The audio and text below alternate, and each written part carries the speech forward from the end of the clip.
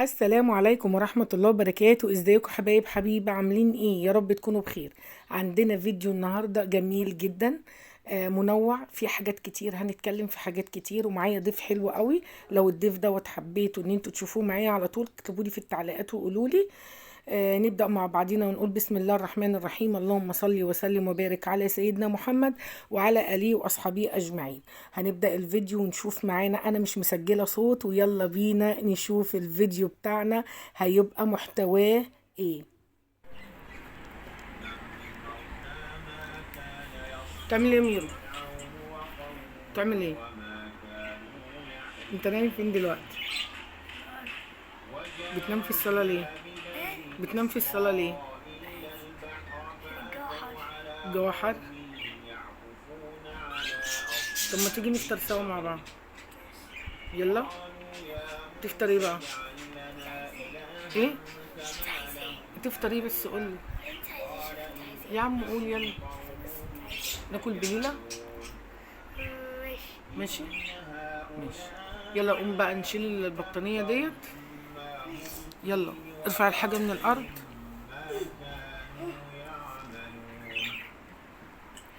يلا طبقها كده. برافو عليك، شاطر. خلي بالك في فلوس تحت المخدة. لقيتها؟ لا موجودين تحت المخدة. اهي خلاص خلاص اهي هتلاقيها على الكنبة اهي. بص.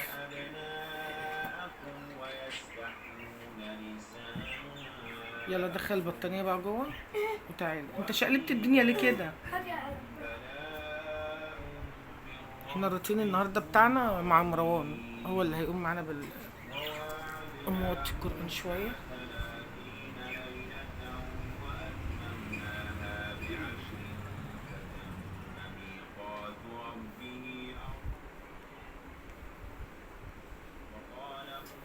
هم. عدلت؟ اعدل يلا.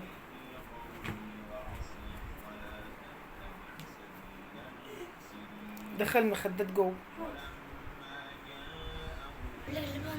انت مش لسه واكل عاشوره امبارح؟ هي شغلانه. بس انا كانت طعمها حلو امبارح قوي وانت حطيتي عليها مكسرات. طب نور النور، نور النور.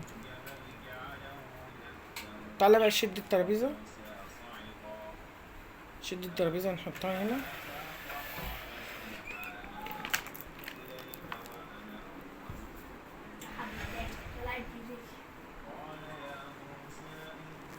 اروح بقى اجيب الحاجه هات الفلوس دي، هات الفلوس دي ما نشوفها. انت هتتغدى ايه النهارده؟ انت هتروق؟ طب ما تستنى لما نفطر الاول.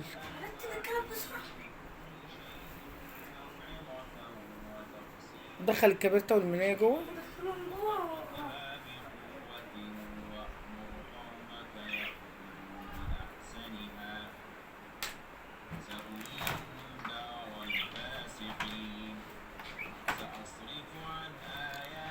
انت هتقفل الباب عليهم عشان يناموا تاني؟ لا ما تقفلش الباب.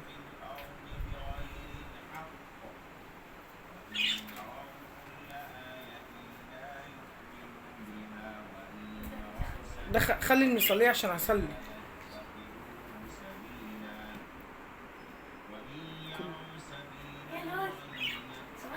يلا عشان نحط لها الفطار. هات لها الفطار عندك من التلاجة. يلا يلا يا لولي تعالي عشان تاكلي. لولي يلا تعالي عشان تاكلي. يلا تعالي كلي مام. تعالي يلا. حط لها يا مروان، حط لها. يلا فطرها هي الاول بعد كده احنا نفطر.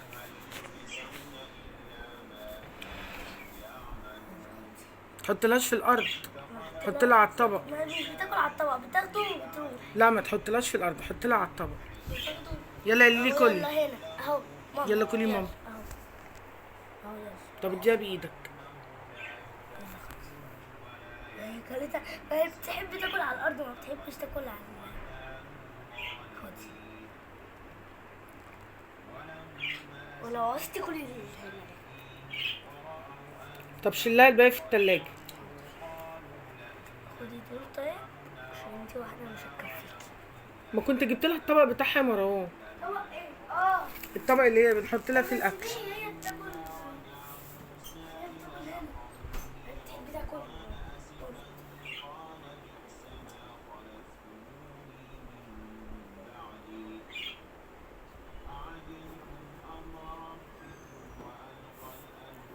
عمال ما تاكلي نشوف مروان بيعمل ايه. بتعمل ايه يا مروان؟ طب ما نفطر وبعد كده نروق. ماشي، ما احنا نقعد على الكنبه دي عادي هتقعد فين؟ لحد ما هم يقوموا. فين حد؟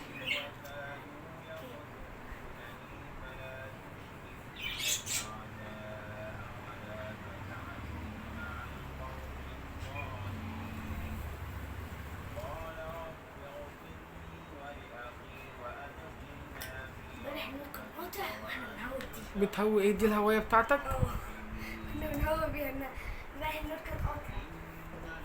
يلا يا لولي كلتي؟ يلا عشان نفطر احنا كمان.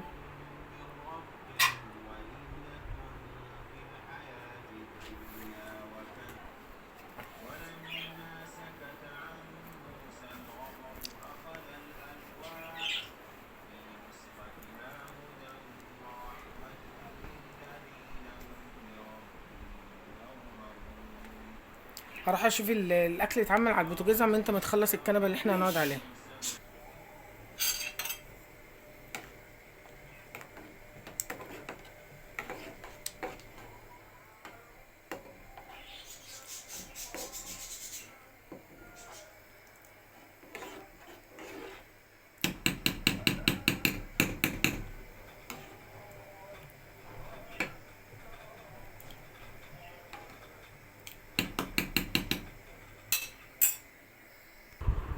كلتي يا لولي؟ كلتي مام؟ كلتي الاكل كله؟ برافو عليكي. انت كلتي مام؟ شاطره. انت كلتي مام؟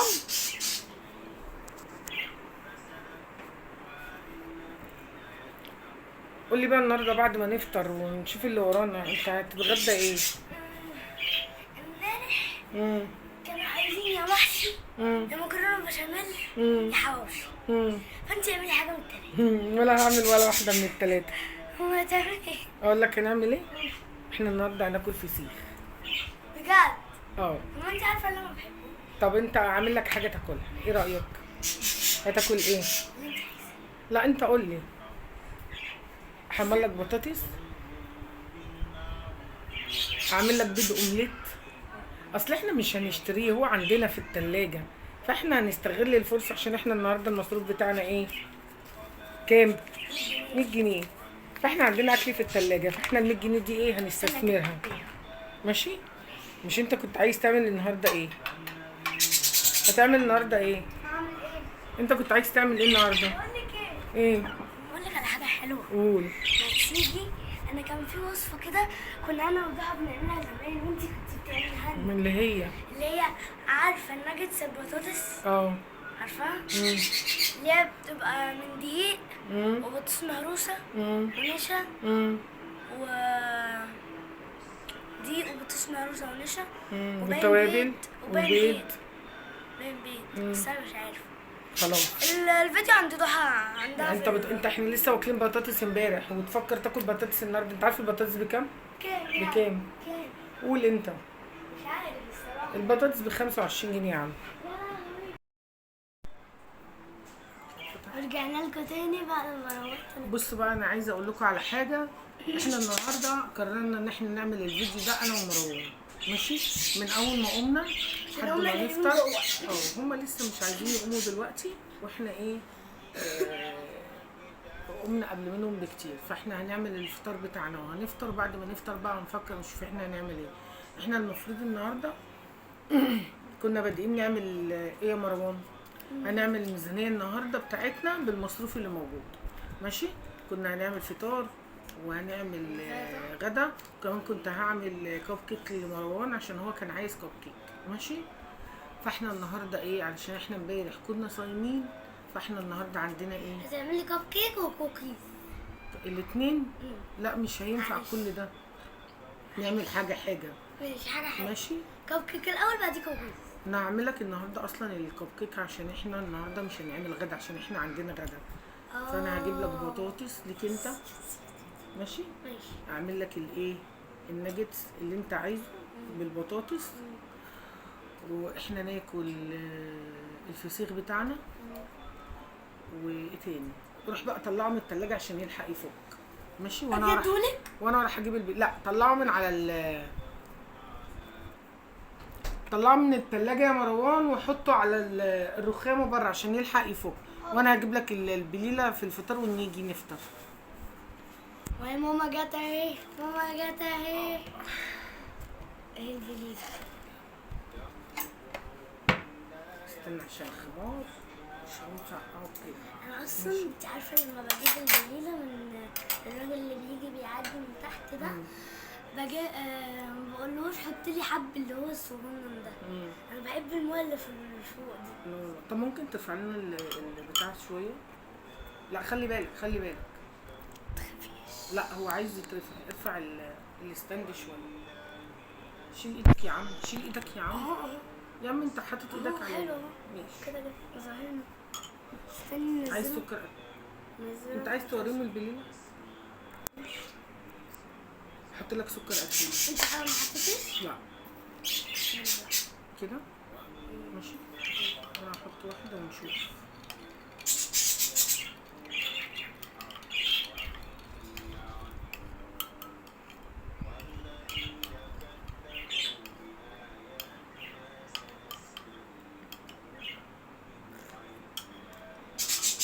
ايه ده؟ محتاجه سكر. حلو قوي. وانت اصلا ما كنتش حاطه سكر انا ما حطيتش خالص. مش يلا قلب بقى. لو انت برضه مش لازم تاكل سكر كتير عشان السكر كتير ما يوجعلكش سنين. ماشي. انا اسناني بايظه لوحدها. انا عايزه اروح للدكتور سنان. بقول لك ايه، متشور عليهم كده حبايبي اللي هم استنى نقفل عشان اذان العصر وبعد كده نرجع تاني. ورجعنا لكم بعد ما الاذان خلص. قول لهم بقى انت ايه المشروع اللي انت عايز تعمله؟ مش هينفع. قول له. بص انا كنت عايزه افتح مشروع تحت البيت كده عندنا. في حته تحت البيت كده عندنا فاضيه يعني، عامله زي ركن كده. فانا كان عندنا كومودينو هنا ما بنستعملوش. قلت هاخده يا ماما. قلت لها يا ماما هاخده وهقف انا وابن خالي هنقف عايز نعمل له كب كيك وكوكيز وعايز يبيع لي زمايله في الشارع. فانا بقول له ايه، لا ما ينفعش عشان احنا خلاص خدنا يعني الاجازه بتاعتنا خلاص خلصت، وكنا واخدين الاجازه علشان خاطر فرح سلمى. استنى ما قلت القران. كنا واخدين اجازه عشان فرح سلمى، بس فاضل يعني كده 20 يوم. استنى بس عشان فاضل 20 يوم 30 يوم. الاجازه كنا خدناها من ساعه فرح سلمى. كان هما بيروحش الدروس عشان طبعا ايه احنا بنأهله عشان هو رايح سنه رابعه ابتدائي، فهو بيروح الدروس عشان خاطر ايه يبقى داخل على السنه الجديده يكون فاهم وعارف، عشان عنده السنه دي مادتين زياده غير بتوع سنه ثالثه ابتدائي. علوم ودراسات. عنده علوم ودراسات صح؟ هتنفخ. فانت بقى ايه عايز تروح الدرس وتسيب الدرس وتعمل الكب كيك وبتاع؟ طب ما انا اقول لك على فكره حلوه. هروح الدرس الصبح واجي بالليل. اسمعني بس اقول لك على فكره حلوه. استنى لما نرفع التليفون كده. مش عايزه ترفع لي. قول الستاند ده كده. بص يا عم هقول لك على فكره حلوه. ماشي. انا مش خليك تبيع ولا حاجه. انا ليك عليا ان انا لما اجي اعمل الاوردرات هديك من الحاجات بتاعتي تدوق صحابك، ولو هم حبوا يجوا يشتروا. ايه رايك؟ انا كنت عايزه اقف انا تحت. لا احنا ما نقفش تحت وما نعملش الحاجات دي. انت لسه بدري عليك على الكلام ده خالص. يعني انت لما تفكر ان انت تشتغل امتى؟ لما تكون في اعدادي.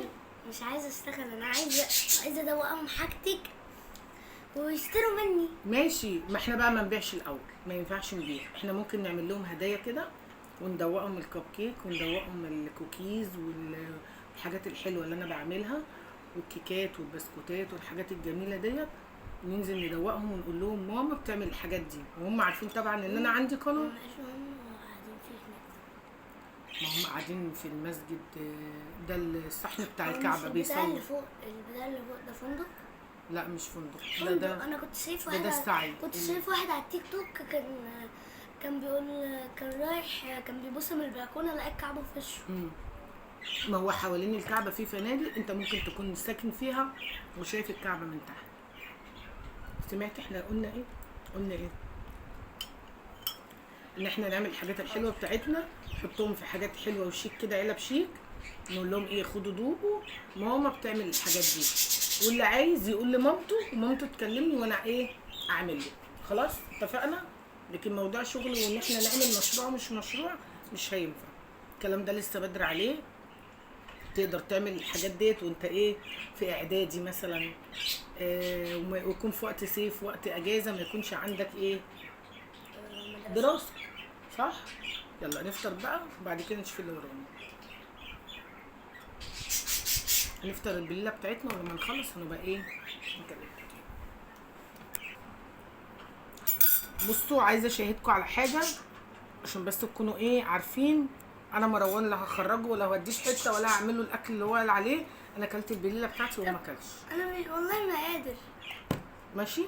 فانا مش هعمل له اي حاجه اللي هو قال لي عليها علشان انا خلصت الاكل بتاعي وهو ما كلش. والله انا ما قادر، انا اكلت وبطني اتملت. هنقوم بقى نشوف اللي ورانا. هنقوم نطلع الغسيل من الغساله وننشره ونشيل الغسيل. لا لا لا زعلانه. لا ونشوف النهارده اليوم هنكمله ازاي. عايزه اقول على حاجه، حتى لو احنا النهارده هقول لكم بس ايه فكره حلوه كده. حتى لو انا النهارده عندي غدا يعني موجود في البيت، ماشي؟ احنا كان جاي لنا زياره وكان فيها فسيخ ورنجه، واحنا كلنا الرنجه وبقى عندي الفسيخ، فانا حطيته في التلاجة. كنا ناكله امبارح بس ما كانش ينفع عشان اول امبارح قلنا لا ده احنا صابحين صايمين فمش هينفع نشرب ميه كتير، وامبارح طبعا كنا صايمين فما كلناهوش. فالنهارده احنا عندنا المصروف بتاعنا اهو. لو انت عندك المصروف بتاعك زي كده او اقل شويه، دبري نفسك واعملي اي حاجه. احنا امبارح عملنا سوسيس وعملنا بطاطس محمره. انت ممكن برضو تعملي نفس الفكره ديت، ولو مش عايزه بطاطس محمره هتجيبي نص كيلو بطاطس وتعمليها حلقان زي صينيه البطاطس بالظبط، وتبتدي ان انت تقطعي السوسيس حلقات وتبتدي ان انت تحطيه على وش الصينيه وتعملي شويه رز بشعريه وهيبقى حلو قوي، اكنك حاطه فيه لحمه مفرومه او اكنك حاطه فيه وراك اجنحه اي حاجه. تمام؟ وممكن برضو النهارده ان انت تجيبي ربع كيلو لحمه مفرومه. الربع كيلو تقريبا اللهم صل على سيدنا محمد ب75. ماشي؟ تقدري ان انت تحطي عليه نص كيلو من البصل، وتقومي جايبه عندك عيش من بتاع التومين مفيش مشكله، ما عندكيش عيش تقدري ان انت تجيبي ب10 جنيه عيش او ب15 عيش من الفرن، بيبقى اللي هو رغيف او جنيه ونص اللي هو اللي قد كده. هيعمل لك الربع كيلو لحمه على ربع كيلو بصل، وممكن تحطي قرن فلفل رومي وشويه بقدونس، هتلاقيه يعمل معاكي كميه وتقدري ان انت تعملي بيه 6 أرغفة من الحواوشي. وهيتبقى معاكي لو انت جبتي ب75 لحمه وتجيبي ب15 عيش او ب20 عيش يبقى كده 95 و5 جنيه نخلي قد كده قفلتي ال100 جنيه وعملتي بال100 جنيه اكل. نقدر برضو نعمل فكرة تانية. تقدري برضو ان انت تجيبي اسمها زمردة. اسمها ايه؟ اسمها زمردة. بتعمل هي وجوزها بتعمل باين بال50 او بال60 او ب80 تقدر او ب100 تعمل تعمل اكل. البانيه برضو انت فكرتني. ايوه البانيه تعمل مرجة اصلا من عندنا. طب اجري غطي العصافير عشان عمالين حط عليهم السجاده عشان عمالين يصوصوا. من المرجة اصلا يا ماما من عندنا. نقدر ان احنا نجيب ربع كيلو بانيه ب50 وتقدري ان انت تعمليه شاورما، تحط عليه بصل وتحط عليه طماطم وتحط عليه جزر وتحط عليه اللهم صل على سيدنا محمد فلفل الوان، وهيبقى كتير معاكي. وتبتدي ان انت تعملي صينيه مكرونه بالفراخ زي النجريسكو كده، برضو هتمشي معاكي. يعني ال 100 جنيه ديت هي ممكن تجيب حاجات كتير. وبيرجع برضو علشان ما نظلمش نفسينا ونظلم اللي حوالينا. يعني انا النهارده مثلا اتساب لي 100 جنيه، احنا كسبع افراد لو هتجيبي للربع كيلو بانيه مش هيكفي. فانا بدل ما اعمل بانيه محمر اقدر ان انا اقطعه واعمله فاهيتا صغير، واقدر اعمل بيه صينيه مكرونه، يبقى كل واحد هياخد له خرطه هتبقى كويسه. ماشي، هنقوم نشوف. انا كنت بفتكر الفاهيتا دي لما بيقول لي لما بروح لبتاع الكريب بيقول لي عايز كريب فاهيتا ولا عايز كريب ستريبس، بقول له عايز ستريبس. الستريبس هو الفاهيتا دي الفاهيتا اللي هي المتقطعه. المتقطعه. ما انت كنت قلتولي انا كنت ماشي. هنقوم نشوف احنا هنعمل ايه، وان شاء الله هنقعد مع بعضينا كده، هعمل لكم افكار كتير نقدر نعمل منها المصروف بتاعنا دوت واقل منه كمان ان شاء الله. وبرده علشان الظلم ما يكونش واقع على حد، واحنا يعني بنتكلم على حد ما يكونش معاه نفس المصروف ده او اقل منه شويه، فاحنا هنعمل برضو اكلات بال50 واكلات بال100. تمام. فاحنا النهارده روح صلي، روح صلي، اتوضى قبل ما تنزل. ما انا بتوضى في الجامع. لا اتوضى قبل ما تنزل عشان ممكن تلاقي المكان مشغول، اتوضى قبل ما تنزل. فان شاء الله باذن الله كده هنعمل ميزانيه او نعمل اكل يومي 50 75 100 جنيه. تمام. هنشوف كل يوم هنعمل ايه. طبعا انت مش هتجيبي كل حاجه الاكل بالمبلغ ده، بالتاكيد انت عندك زيت، بالتاكيد عندك سمنه، بالتاكيد يعني عندك رز، ولو مش عندك هتشتري. فان شاء الله هنعمل كل ده باللي موجود وباقل منه باذن الله، وباللي موجود معانا في البيت. يعني احنا هندور ايه اللي موجود في الضرفه عندك بتاعه خزينك. النهارده عندي زيت، يبقى انا هعمل مسقعه علشان المسقعه بتاخد زيت.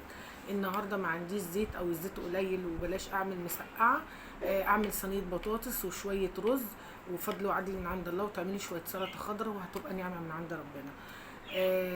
ما عنديش سمنه وعندي زيت بس قليل، ما اعملش بيه مسقعه.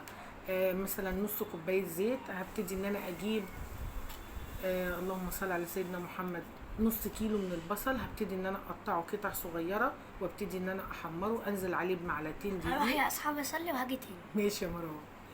ننزل عليه بمعلقتين دقيق، وبعد كده انزل الخضار بتاعي. لا ما تاخرش. انزل عليه الخضار بتاعي، البقدونس، الشبت، الكزبره، لو عندي قرن فلفل حامي ما فيش مشكله، ما عنديش احط واحد رومي، وابتدي اقلب كل الخليط ده مع بعض مع 3 بيضات، واقوم دهنه الصينيه بتاعتي وصبه فيها الخليط كله. هعمل صينيه عجه تحفه، واجيب ربع كيلو بتنجان عروس، ومعايا قرنين فلفل لو موجودين في التلاجة، مش معايا هجيب ربع كيلو فلفل رومي على حراق، اخد منه للبتنجان وهيتبقى معايا في التلاجة اعمل منه اكل تاني. واقوم عامله صينيه العجه، واقوم عامله البتنجان مخلل، وهتبقى وجبه جميله وحلوه وهتكفي برضو من 50 لحد 60 او 70 جنيه لو انت هتجيبي عيش من بره وما عندكيش العيش بتاع التوميه. ان شاء الله هنبدا مع بعضينا كده نعمل الوجبات اللي هي الاقتصاديه ديت، اللي هي الاكلات الشعبيه بتاعتنا، هنبتدي بيها. لان طبعا انتوا خارجين، كلنا خارجين من بعد العيد لحد اسبوع فات يعني كنا بناكل من الاكل اللي كان موجود عندنا في الثلاجه ومن اللحمه اللي كانت موجوده عندنا.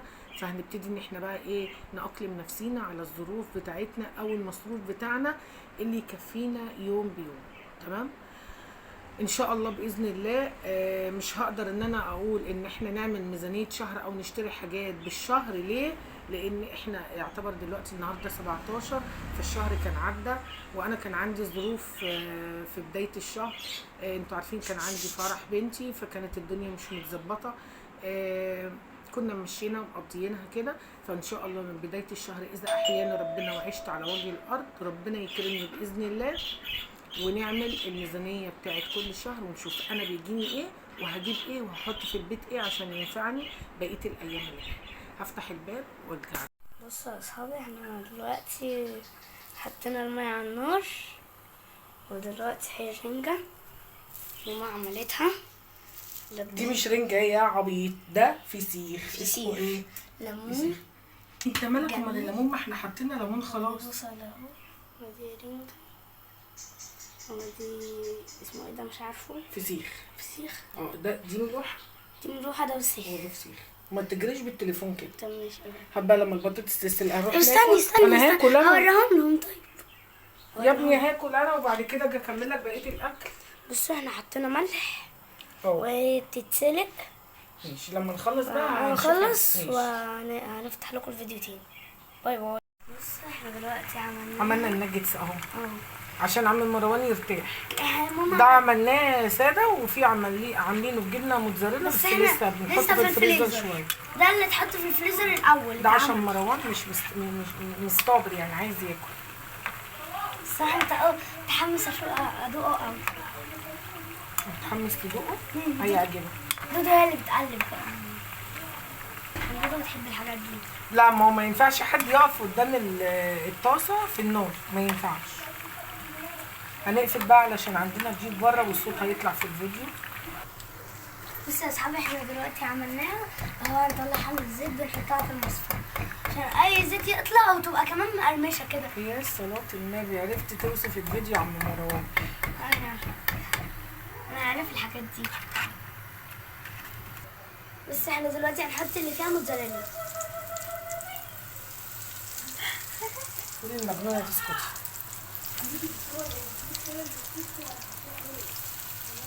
ابعديهم عن بعض يا ضحى علشان يلزقوا.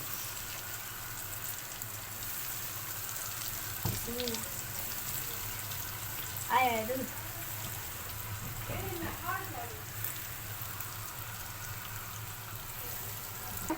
واحنا بقى ماما هنحط عليها ملح. لا، هي فيها التوابل بتاعتها. انت هتاكل جنب منها سلطه بس. طب تمام، او عايز تاكلها بعيش ماشي. هنعمل دول وهنحطهم مع دول، هنرصهم بس في الصينيه في السرفيس. ماشي، اتفقنا.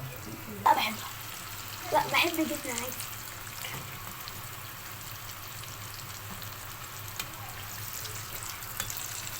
بصوا الله، شكلها جميله قوي، ودي شكلها جميله قوي، شكلها مقرمشه.